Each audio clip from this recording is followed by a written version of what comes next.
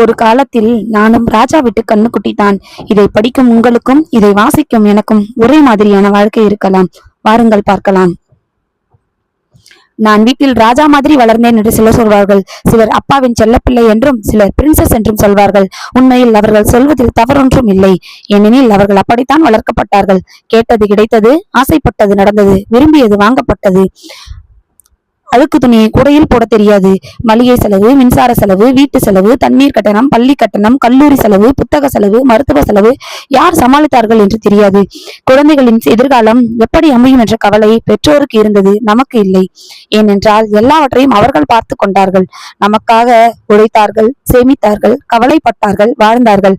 ஆனால் ஒரு நாள் வாழ்க்கை நம்மை அவர்களின் இடத்தில் நிறுத்தி வைத்து விடுகிறது. குடித்த டம்ளரை எடுத்து வைக்காத நாம் தான் என்று அதை கழுவி வைக்கிறோம். அழுக்கு துணியை தொட்டு பார்க்காத நாம் தான் என்று துவைத்து காய வைத்து மடித்து வைக்கிறோம். வீட்டு செலவுக்கு காசு வாங்கிய நாம் தான் என்று காசு கொடுக்கிறோம். கல்லூரி செலவு பற்றி யோசிக்காத நாம் தான் என்று சேமித்து வைக்கிறோம்.